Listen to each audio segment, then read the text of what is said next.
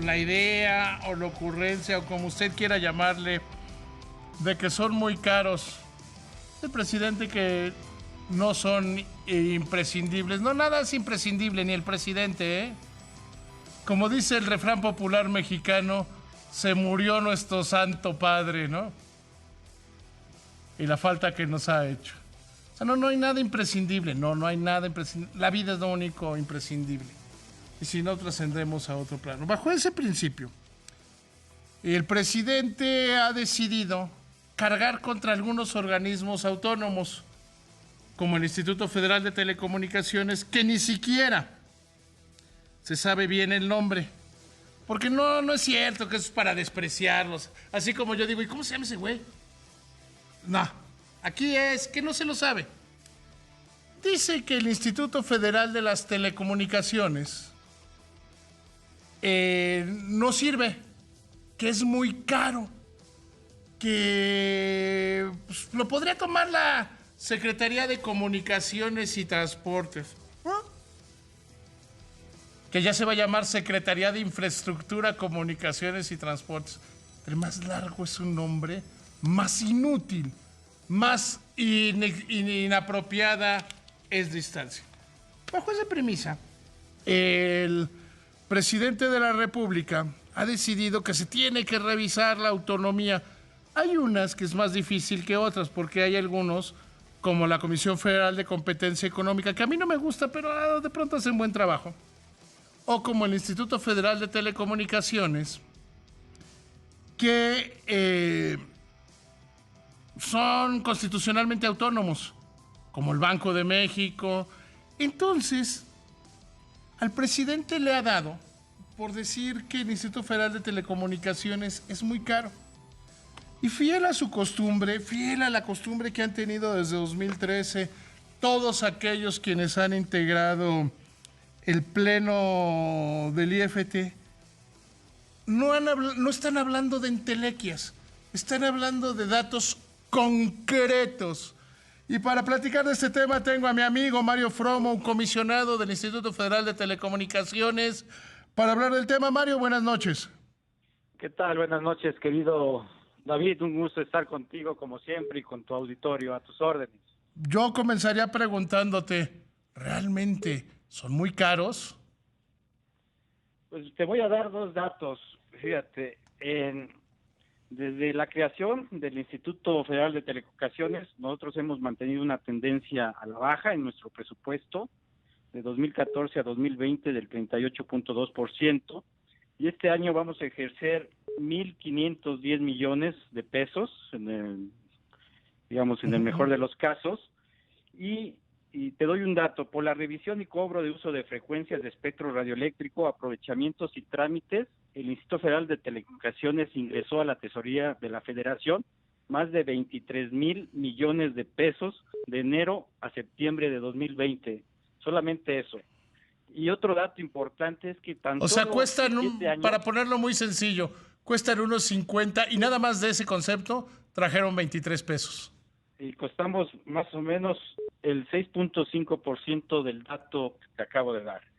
Pero hay otro dato todavía más contundente. En los 7 años que llevamos como Instituto Federal de Telecomunicaciones, pues nuestras acciones regulatorias se han traducido en un beneficio cuantificable para los usuarios de telecomunicaciones de nuestro país de un poco más de 540,000 millones de pesos.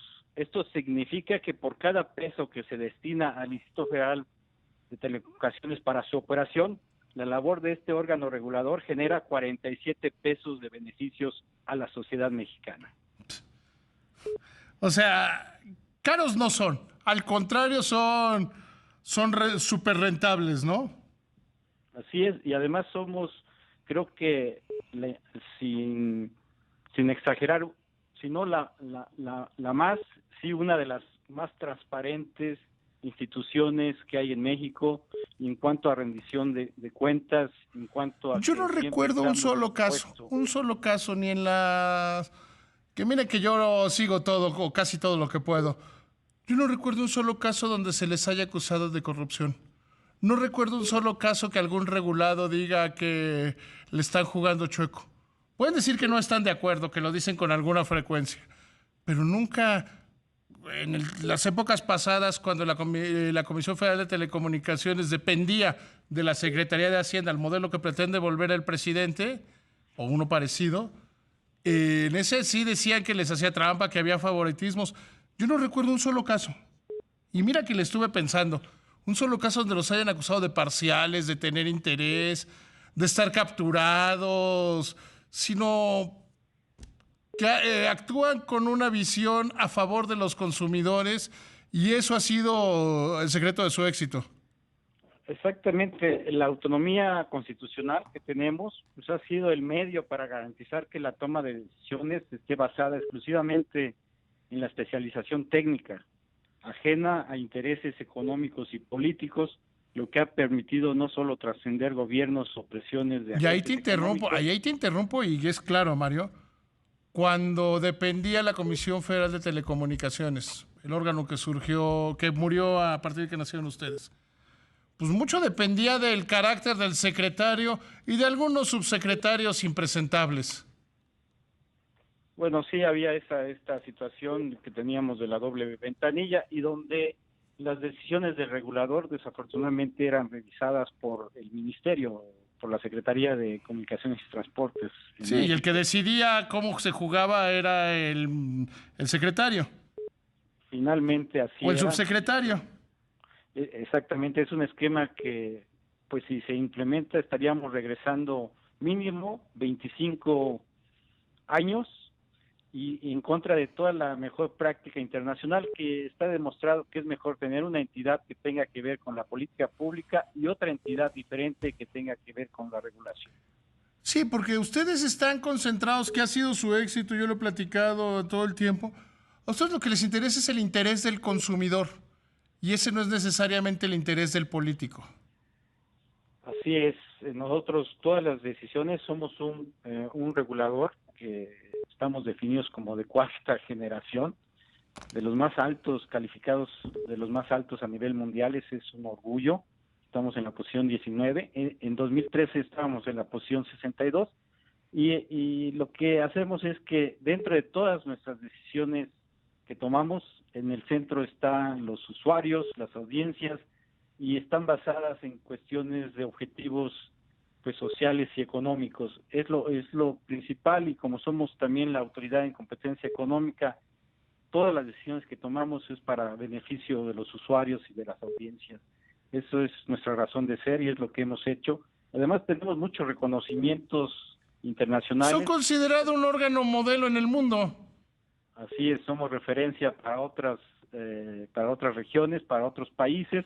Hay otros países que dicen, vamos a hacer un IFT, y nosotros estamos jugando a que lo queremos quitar.